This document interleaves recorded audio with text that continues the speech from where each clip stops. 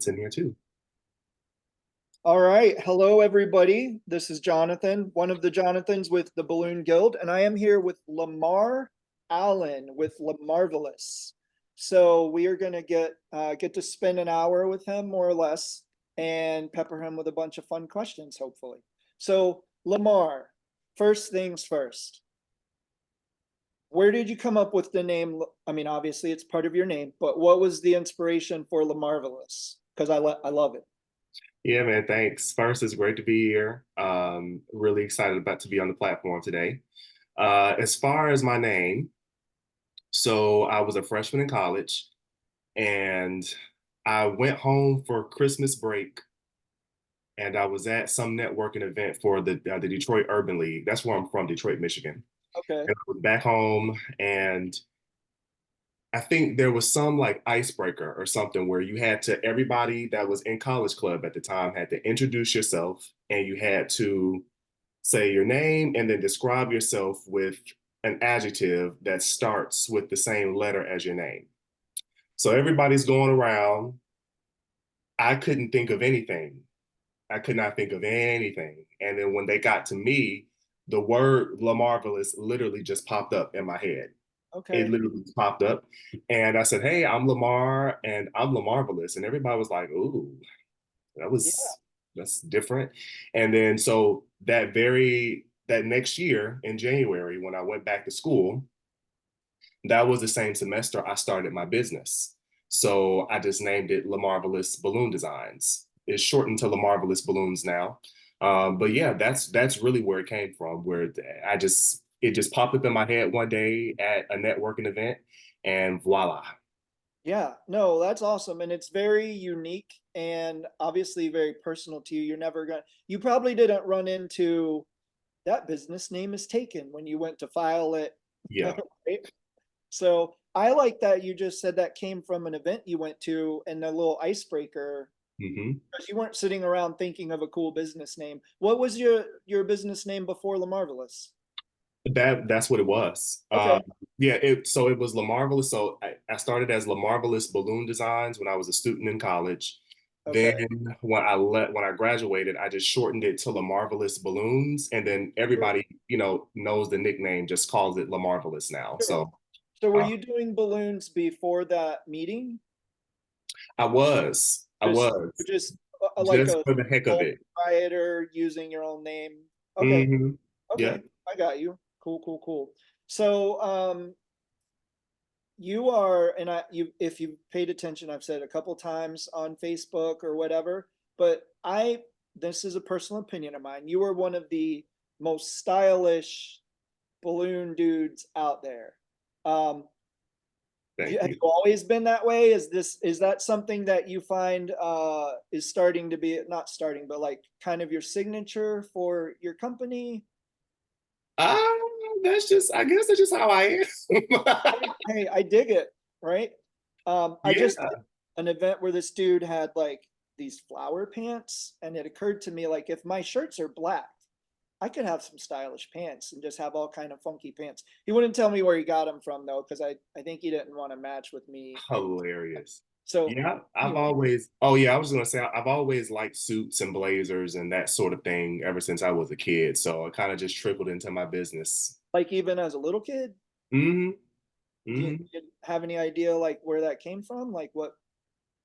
Probably my mom's influence. She would always dress me up with a nice hat or a nice jacket or something, and my dad's kind of into that too. So probably a family thing, I'm sure. So, I like to find out a little bit about everybody's business. So, are you home based? Do you have a shop? Hmm. What is that situation for you? Sure. So I'm at home right now, but I do have a warehouse. Okay. So I'll give you how it started and where it's come into. So started at college. I was dorm room based. That's how I started. Okay. Then when I graduated, I was apartment based. Okay, so it's home based technically. But then when I bought a house, I transformed the garage into kind of like my design studio and warehouse of sort. I saw a video from Ava Seeley, very well known artist, CBA, and loved her video. It was actually on Joette's platform. Okay. And I saw that, loved it, and I was like, okay, I have a little hope here of how I could do my garage. So I transformed the garage, put an AC, I think I built an AC unit and all that stuff in there. It's still down there. Yeah, right on. But then I grew out of it. So I'm like, okay, we got to find a warehouse. So I just moved into my first warehouse last year in March, actually on my birthday on March 17th. So that's one of the things I talk to people like in business. There's two times I feel like that are kind of scary as a business owner. Hmm. One of them is bringing on your first employee because now you're giving some of the money to somebody else. And if you've never done that, it's like, oh, I hope we can still make enough money. And now I got to support them. The second one is moving out of your home because now you have responsibilities, right? So, was that an easy switch for you? Was it something that, like, what things went through your mind before you made that switch? It was actually very stressful. So um, I thought it was going to be easy or easier, right? But it didn't occur to be that way because of some issues with the city. So the building that I had found, I did not like it. But I kept saying to myself, we got to see the potential. We got to see the potential. So we had some renovations done, floor put in, a new paint job, and all that type of jazz. But the biggest issue was that the electricity in the building was not on. It hadn't been on for more than a year. So per city code and ordinance, if it's off for more than a year, you have to have codes come out, do an inspection. Then once they do the inspection, then they give you the green light to get the lights on. I Mhm. was told originally it would take 1 to 2 weeks to get that done. 2 weeks turned into three, three turned into a month. Then we turned into a month and a half. I'm paying rent for a space I can't use. I'm going back and forth with them about it because technically I'm like, well, this is your responsibility because this is your space. So it was a lot of back and forth during that time. Then I was dealing with personal stress. I can't eat. I don't know what to do because I'm feeling like I'm dumping my money into a project and I'm losing cash. So I'm like, okay, what do I do? But I stuck it out. I stuck it out. Eventually got some credit too from the lease from the company that I leased from. So it ended up working out, and I'm glad that it did. But having to figure all of that out was not fun. It wasn't fun at all. Doesn't sound like it. Uh, Mm-mm. so you had mentioned that you were doing balloons. You started in college.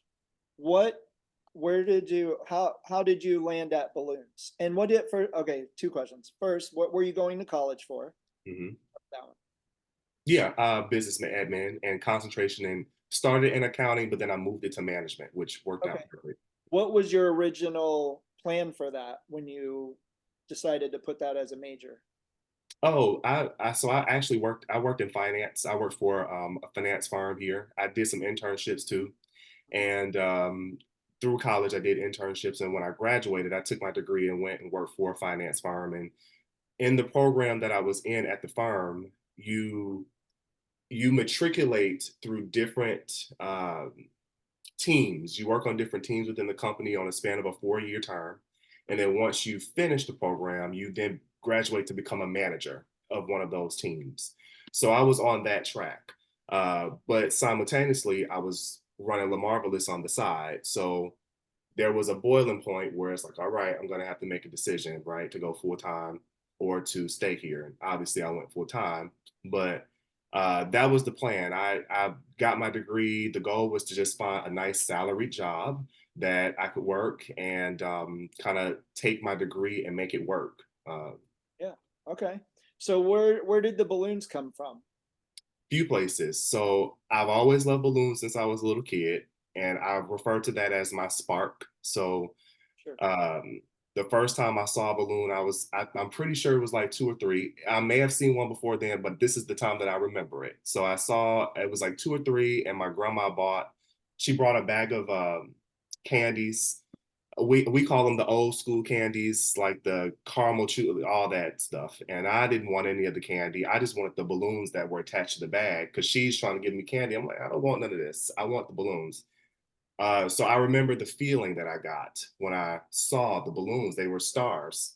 And I was like, oh, I like these. Okay. I took the balloons, playing with them, whatnot. Every time my grandparents would take us to the dollar store or whatever, I would pretty much take she would say we could get a toy, my brothers and I could get a toy or something. I just left with a bag of balloons because I didn't want a toy. So Okay. I would take the balloons home, play with them, I'm inflating them. I didn't have helium, but I had an imagination, so I still bought the curling ribbon, tied them, and I would run with them thinking they're floating or whatever. Yeah. Then the other side of that, my auntie, I have an auntie, she's been doing floral and balloons for years, well before I was even thought of. So there was that influence there. I got to help her with a few events in my teenage years. Then I also worked for a professional balloon decor company when I was a high school student. So I was working at McDonald's, left McDonald's because I wanted to go work over here at this company or at this store, and it was like a party city type of feel, but they did professional decor as well. So they sold the retail plates, napkins, that sort of thing. You could walk in and get bundles of balloons, but we also did columns, arches, and that sort of thing too. So when I got ready to graduate from high school, my mom, she was like, "Hey, you do your own decor. You know what to do." So I said, "All right, cool."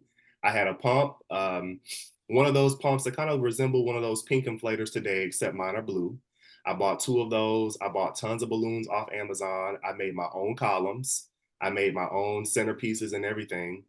And I had leftover balloons from it. So when I went home for that Christmas break, I was like, maybe I should take this home or take this back to college and just introduce it to the campus, and it just spread like a wildfire.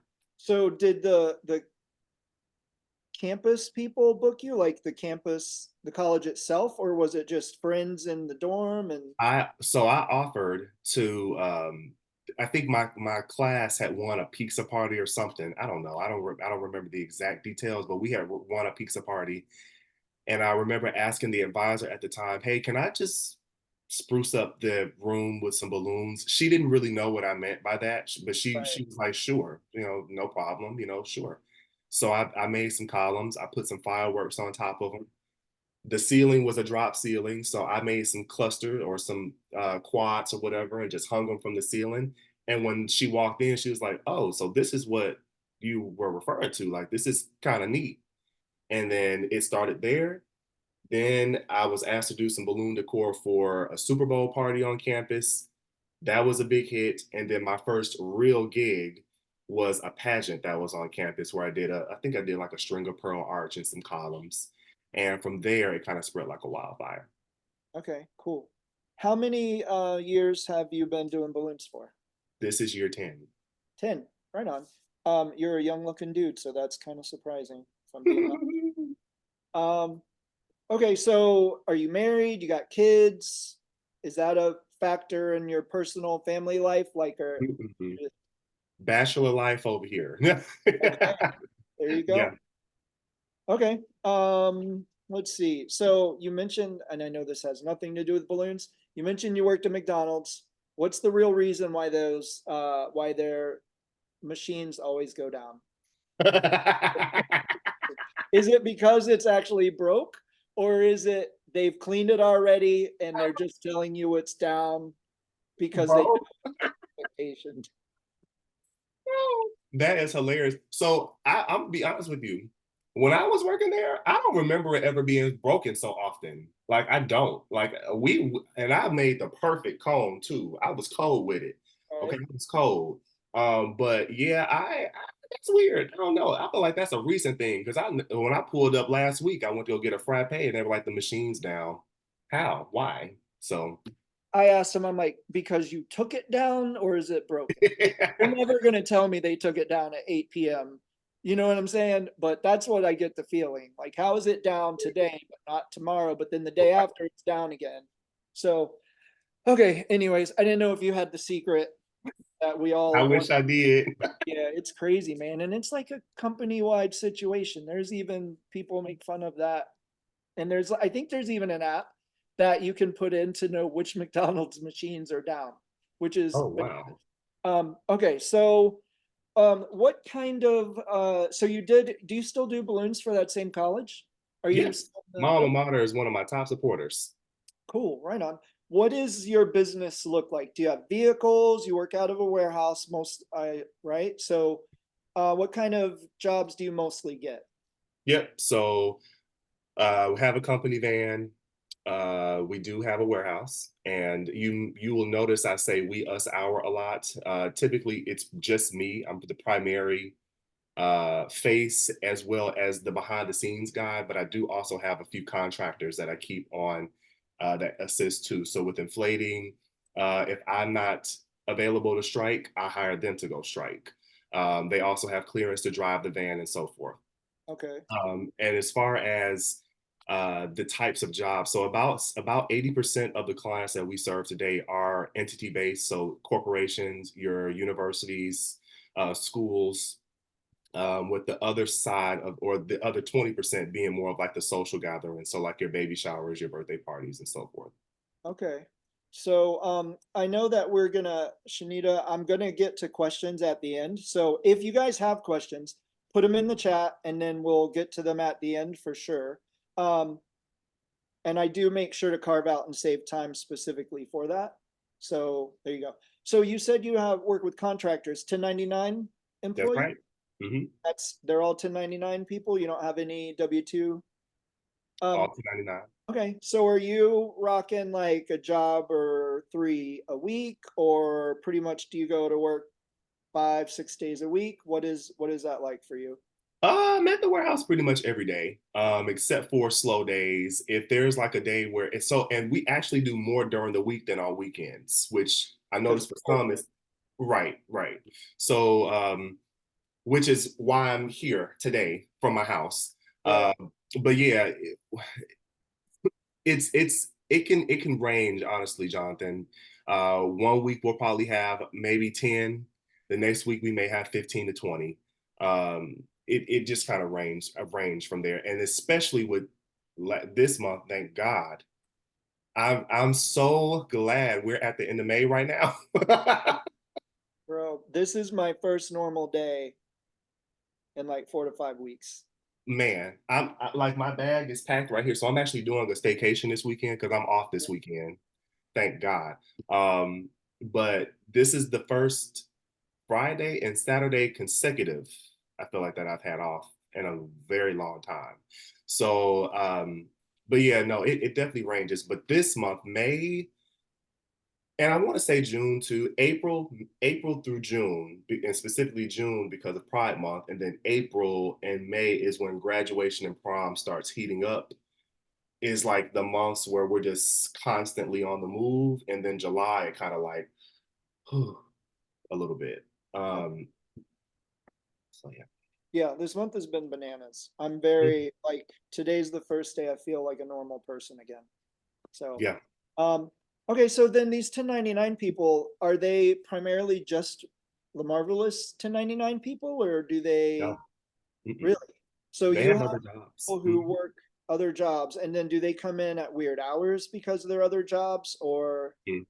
No, no? I think they're off at, they probably get off around 3 or 4. Then if they're, so what I use is Trello to load my Okay, orders and whatnot and to load their schedule. So I'll just load it into their workflow. And if it's something that they can take on, then they'll accept it, and they know how to get into the warehouse and whatnot to fulfill it and whatnot. So um, but as far as who they are, I actually knew. So they're also Fiskites. So we call ourselves Fiskites if you graduated from Fisk. That's my alma mater, okay, Fisk University. And they both went to school at Fisk. I knew them when they were students, and they were also my interns when they were students. So when they were students there, I would write off their hours to come and volunteer. So Fisk has a scholarship program where it requires so many amount of volunteer hours, whether it's through community service, assisting a business entity, or so forth. So I would write out their hours and trade for some assistance at the warehouse, or at that time in my garage. okay. So, but yeah, no, and now I know them and trust them very much with the business, where they can come in if they see, they know how many balloons go on a column. They also know how many go on an organic garland and so forth. So Okay. So working with you is like a part-time addition to their regular job? that's correct. Okay. So then they mostly work in the afternoon, evening times. Is that Correct. Mhm. okay? I think I don't know too many people who have used interns from a college. How would you explain or talk to anybody about that concept of what would someone need to do to find out if that's an option for some of their local schools? Yeah, you can start. Okay, so I knew them. Um, and also too, I'm a pretty well-known alumnus from my university, so I have access to, multiple offices and divisions. So if I kind of need information, then I can pretty much just make a phone call. However, if that is not your situation, what you could do is maybe start with the Office of Career and Planning. Um, and maybe shoot an email to the director over there and say, hey, we're a local company and we're searching for interns who may be able to volunteer some time, or if you're willing to pay them, you kind of list how much you're willing to pay, and then maybe they could see if there are students that are available. But I would start with maybe the Office of Career and Planning, and maybe even the Office of Student Activities too, so because they have direct access to the students. Okay. I'm just taking notes. That's good. Because again, like to go from somebody who does 2 or 3 jobs a week to where you're thinking like, I need help, but I don't know that I can actually offer someone a full-time job. Sure. It's a weird dynamic to try to find, that perfect person to fill a void in a spot that you need, realizing that like you need weird stuff. You want someone who has a job who's going to work in the afternoon and evening and not be relying on you solely for their income, for Mhm. example, right? And okay, so career and planning office, student activities. All right, so do you find your degree is helpful to the business that you're running? Oh yeah. Oh yeah. I find so my degree and my past corporate experience, which I think alludes to the majority of the clients that we attract. So having that experience in the office, knowing the verbiage, knowing what corporate clients are looking for, or even my own self experience. I talk always a lot about, excuse me, about high spiritedness and morale, and why that's important in the workplace. And balloons do that. And I can attest to that because I used to work in an office in a cubicle where it was, a little lackluster. And I'm like, okay. So, and seeing how balloons really shape and give influence and make people happy and excited, I can take that and kind of sell it. So Okay. All right, so you said you worked at McDonald's. You just said you worked in a cubicle. What kind of job was that one? oh yeah, I was in the okay. So the program was called the FFP program. So it was Financial Foundations program, and I rotated a span I think 3 times in my career while I was there. So one, I was in customer service. So I was on the phones, I was talking to clients, while at the same time, simultaneously, I was doing payoffs for clients. Then the second role, I was in like a lease services role. So also a role where I'm talking to clients. I was pretty much talking customer facing in about 2 of my roles. Lease services, I did collections. So I was collecting non-compliant charges for customers who went over their hours on their machinery, which I think in that role kind of taught me how to deal with difficult clients, because I've had some folks who I've wanted to jump through the computer and strangle them. I know I appear nice to a lot of people, but don't try me. I'm cool, but yeah, I think that role really strengthened my ability to be a little tougher, but also set boundaries with people, because I think that people, can kind of run over that, right? And then in my third role, which was the final role before I jumped ship and went full time, was I was working on warranties for machinery. So it was a brand new team, which required a lot of like systems to be implemented, which that role really influenced my company too, because of the systems and stuff that we use today. I was able to learn that from that. So. Okay, cool. That's interesting. So Mhm. did you have any other, I mean, it sounds like you worked for your aunt, like, and you started all the balloon stuff really young. Did you have any other jobs in high school or any of that? No, my only job actually was working at McDonald's, working at the party store. I was a very active kid. So I was in student government all through college and high school, actually. I was in choir, I did performing arts. So I was very active on that front. While I was in college, I actually worked in the cafeteria and I was, again, very active in student government and I pledged a fraternity as well. So worked a few jobs, but I was very, very well active on campus. Sure. Okay.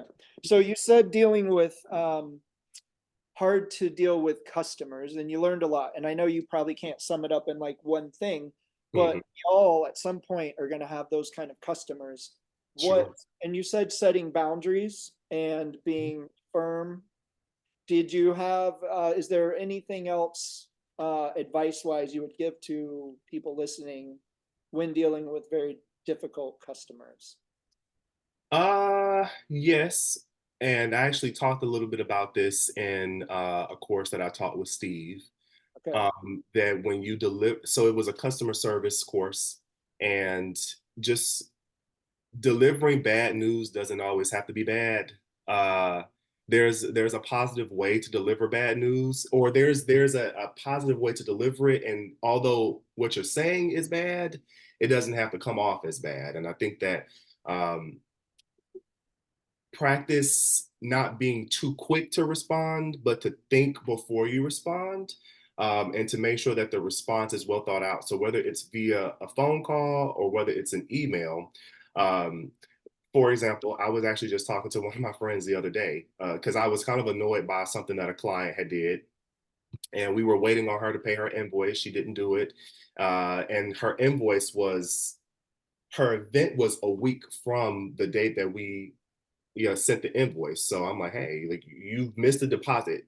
You have to pay the entire invoice today.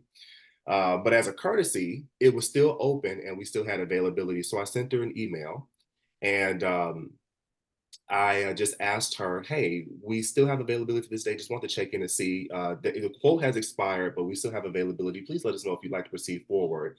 And she responded back and said, well, we didn't receive an email in regards to the deposit. And for that reason, we're not going to respond.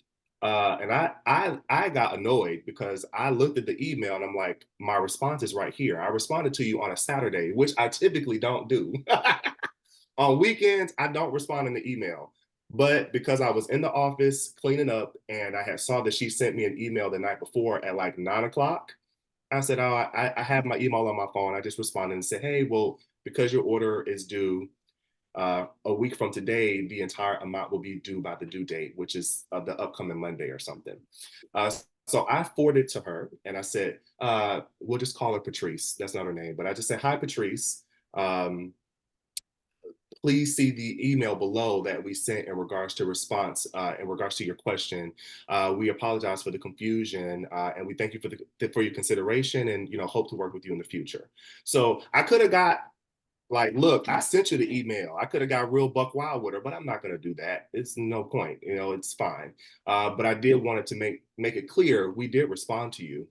We take that serious. So we did respond to you. You may not have seen it, but we did. Yeah.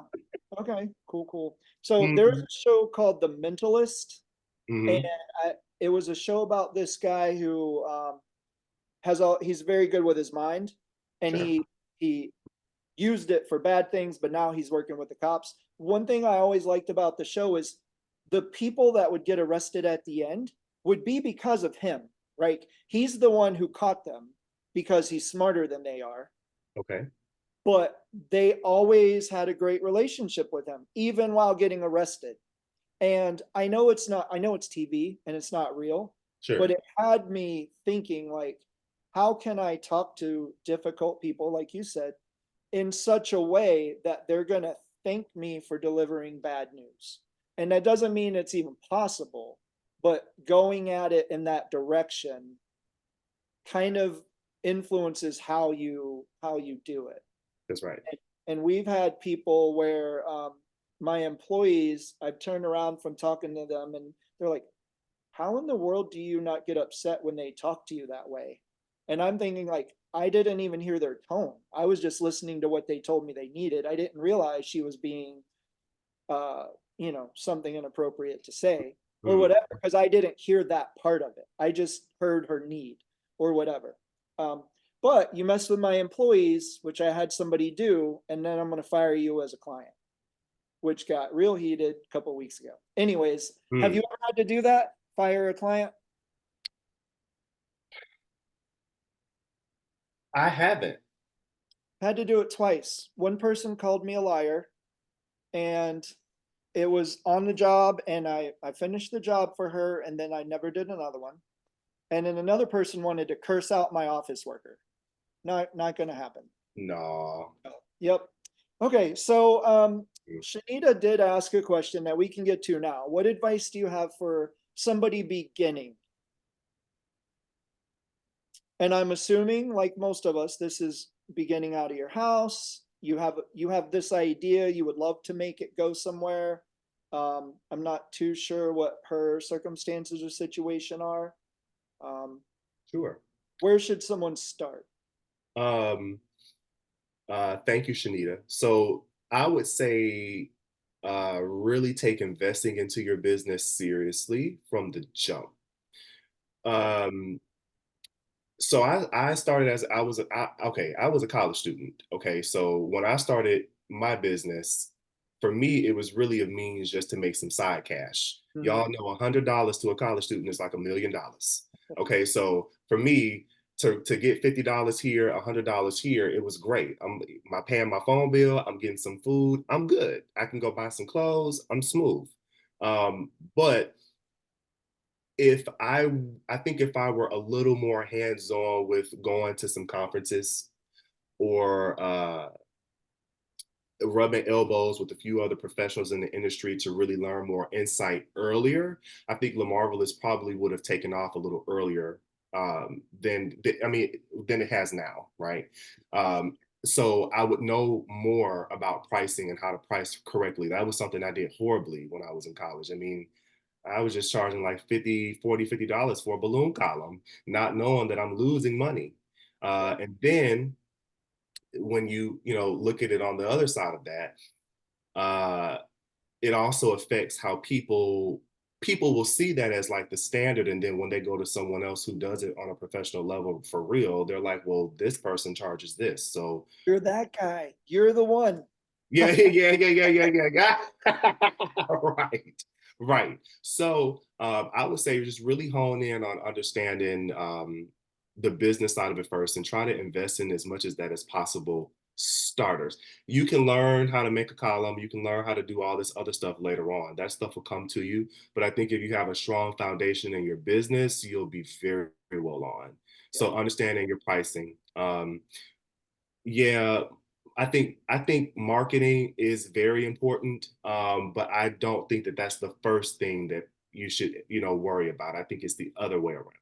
sure. Okay. Which, by the way, if you're listening, we have it's 3 hours. So take your time with it. It's on our website, a pricing class, like a master class, which is really good. And if Shanita. your prices are right, then you can start, you're not, like you said, you're not losing money, working really hard, losing money. So, okay. So on the other end, from beginning, do you have a purpose or an end game for your business? Are you growing your business in a specific way to have it look a certain way at the end, or are you just doing business day in, day out? So, and we're kind of doing business day in, day out right now. But one thing that I have been having conversations with my accountant, we're beginning the conversation about retirement. Now, I don't plan to retire anytime soon, but we are kind of framing that out as what will that look like? Putting money towards an investment account, retirement account, and the end game of what will the marvelous look like even 10 to 20 years from now. So that's kind of something that I'm in the weeds of figuring out right now, to be honest with you. So is there a concrete game plan? No. But it is conversations that we are having today. Yeah, and to me it's an important question. Yeah, So like, because it's a direction, right? And that's it's a right. direction that, so if all you ever wanted to do, and a lot of people just want to be artists and that's all they want to do, at the end of their days, they have a hard time selling their business because you have to sell it to another artist, right? So And if you're going to do that, how are you going to make money? So that's good to hear. And that's another thing that we had talked about. Do we sell or do we pass it? Or like we've been talking about that stuff, like just getting that conversation going so that it's not a surprise, years down the line. So it is something that not even just balloon decorators or artists should be thinking about, but I think any entrepreneur, when you Sure. start your business, right, really kind of keep that in the back of your mind, the end game of, what will that look like when time's up, right? Like when I'm ready to retire or when I'm ready to sell. So yeah, Yeah, it's a really good makes a big question. difference. And you can't save it for the last thing that you do, That's because right. getting your business ready when you're all done is really hard. I can't imagine. I've bought several businesses personally, and it's because people, I don't know what their plan would be if I hadn't have bought their business. So, Mhm. okay. So this is a part that I really enjoy. It is 20 questions. I didn't give them to you in advance because they don't have to be rapid fire, but first thing that Okay. comes to your mind. Okay. And I like to have fun with this part. Okay. Okay. Um, Favorite food? Oh, we're starting. Yes, Okay. we No, started. no, sorry. Favorite food? Macaroni Really, and cheese. really, mac and cheese. You're just a youngster. Mac and cheese. Okay. All right. Favorite dessert? Brownies. All right. I dig it. Favorite movie? Good Burger. Good Burger. I don't know if I've seen that one. Okay. Nickelodeon classic. All right. Favorite holiday? My birthday. St. Patrick's Day. Here you go. Your birthday is on St. Patrick's Day? Mm-hmm. Interesting. Is St. Patrick's Day a specific day of the year, or is it On like 17. every time? Okay. Yeah. All right, cool. So I met a kid. I used to twist balloon animals in restaurants. I met a kid whose birthday was July 4th. His parents, he believed this until he was like middle school. His parents told him, everybody's celebrating your birthday. This is all so fireworks, everything. He thought people just were celebrating his birthday. And when he got in middle school and started thinking for himself, he's like, well, nobody else gets this on their birthday. Like, this is, like, I'm like, it took him a long time because he believed his parents so much on that one. That's amazing. That's Okay. love it. What is your I don't know how to I never know how to phrase this. Your favorite type of balloon? It could be like neon, reflex, or it could be metal. Like, what is your favorite balloon? Chrome and mirrors. Okay, shiny stuff. I dig Mm-hmm. it. Okay.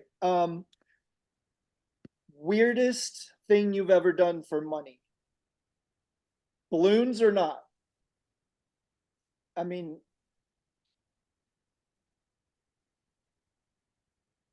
The weirdest thing I've ever done for money.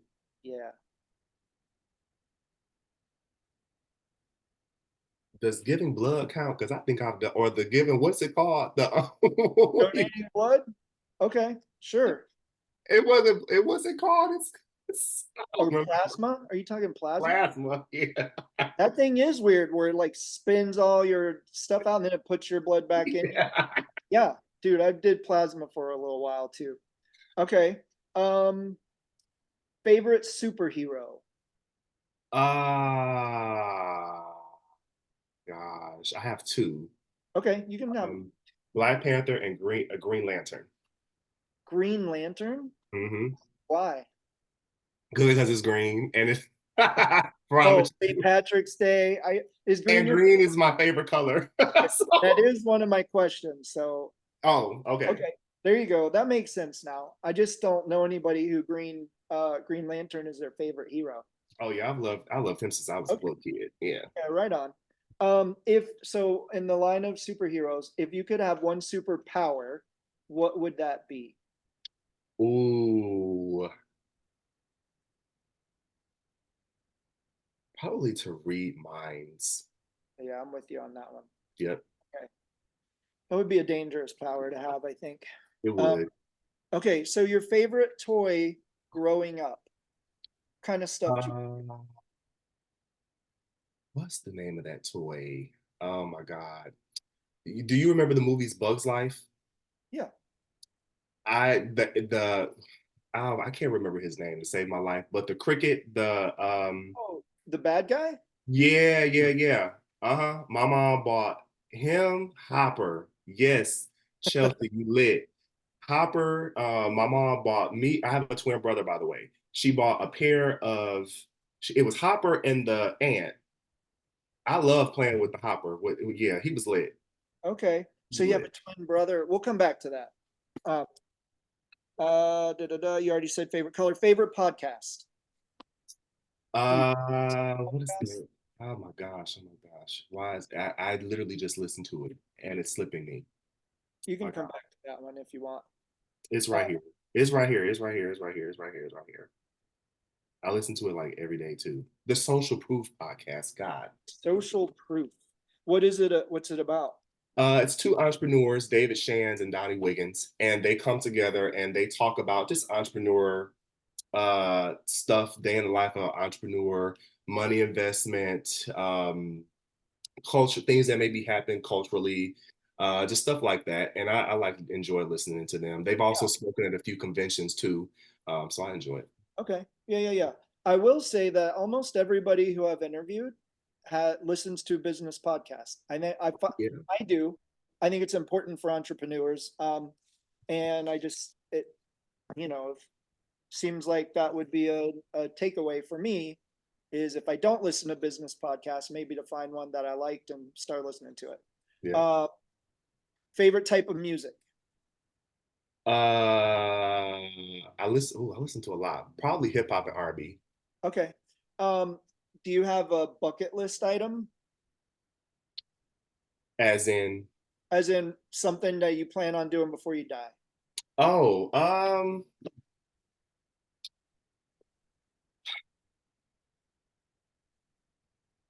let's see. I jumped out of an airplane already. Oh, okay. um, oh, What's that? Okay. Um, what what what's one of your favorite hobbies or something that you like to do? oh, I love traveling. Uh, Okay. I love traveling. I just got off the phone earlier. My friend, she's turning 30 in November. So we're doing a trip to I think St. Martin and St. Bart's and that sort of thing for her. But yeah, I'm looking forward to my summer trips. Got one in New Orleans, gonna head up to Brooklyn. We'll see my dad and my little sister. She's graduating from high school. Then we're going to New Orleans. So yeah, I love traveling and going to see new stuff and having fun with Favorite that. place you've ever been to? Ooh, ooh. New Orleans was a fun time, but I would probably say I loved Jamaica. No, yeah, no, Nate Grill was a lot of fun. That was a lot of fun. That was for my birthday too. Okay. Um, mm-hmm, mm-hmm. All right. Cool, cool. If you could meet one person of all time, who would that person be?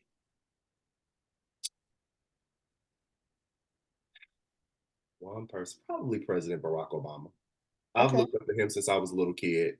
Sure. And fun enough, when I was in middle school, my nickname in middle school was Mr. Obama because I was the president of all Okay. I was in student council um, and all that stuff. So yeah, I still look up to him today. So Okay. Yeah, I dig it. Okay, if you could give yourself one piece of advice, I think you kind of maybe hinted at this already. If you could go back in time and give yourself one piece of advice, what would that be? uh, it doesn't have to be all figured out.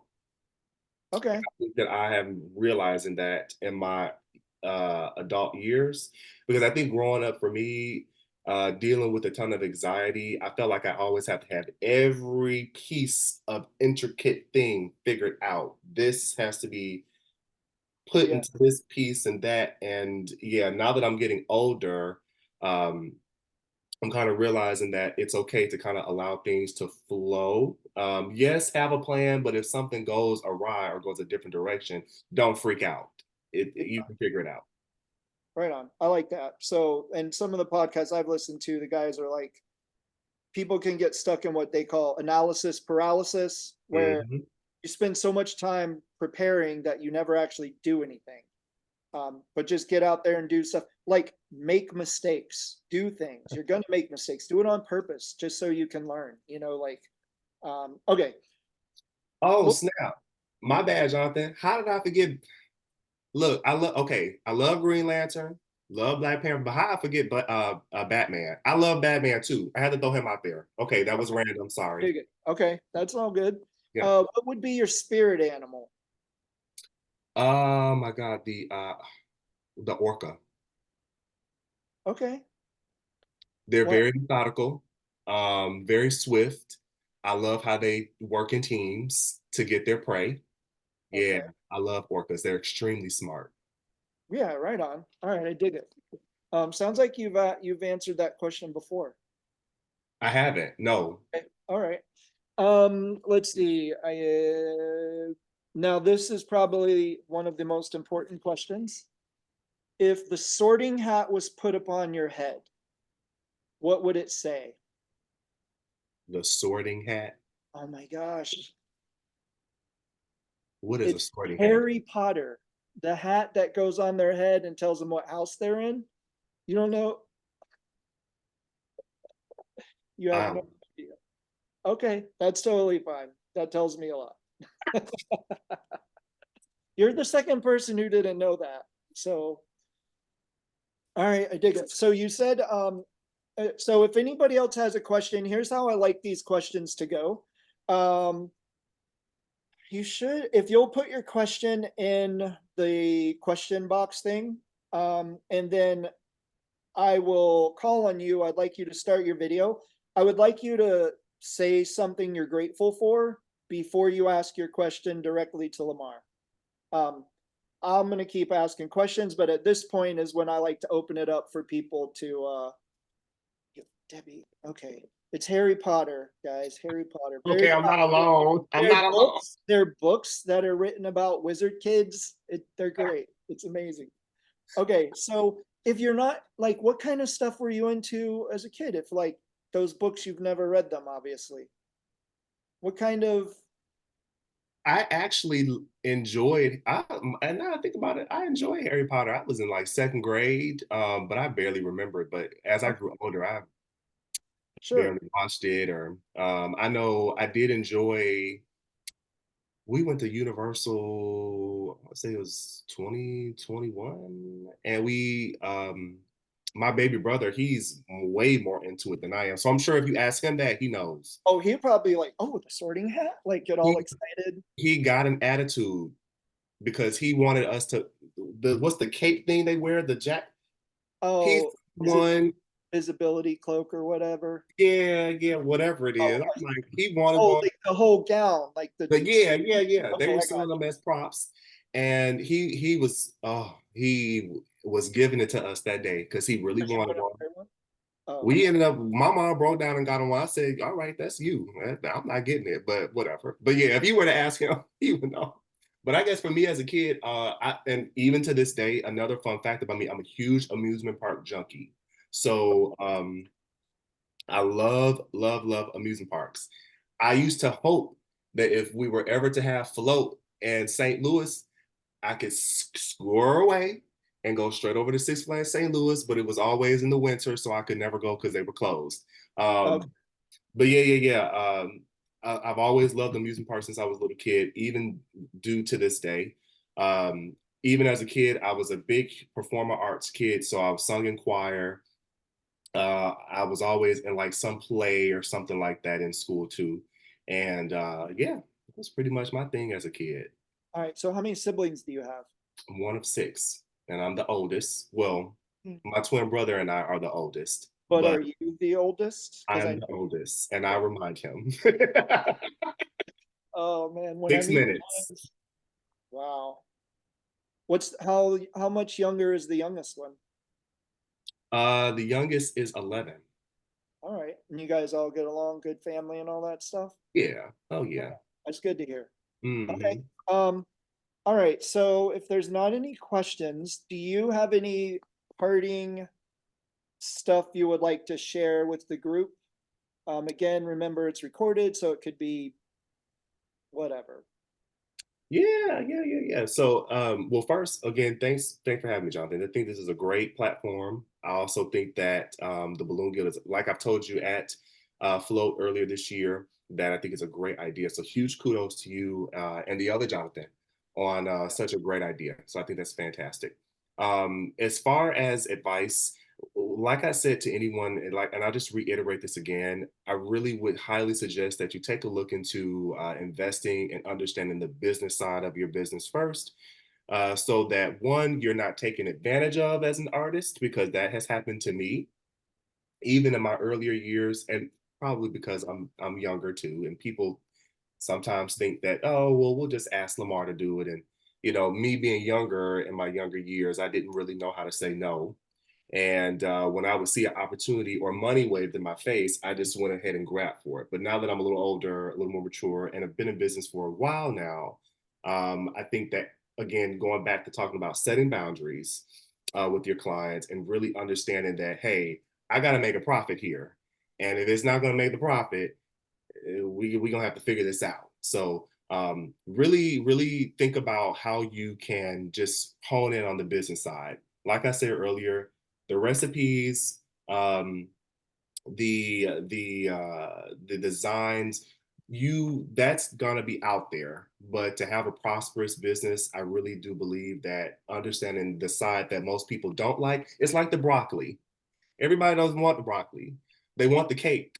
But you need the broccoli because the broccoli is what's gonna, give you the nutrients that you need, right? Right. Or spinach or whatever. So go work on the broccoli first. And then when you nurture the broccoli, grow it, eat it, it's all great. Okay, then I'll go get you a piece of cake. So and then one thing my grandma taught me, her name was Deborah, Debbie for short.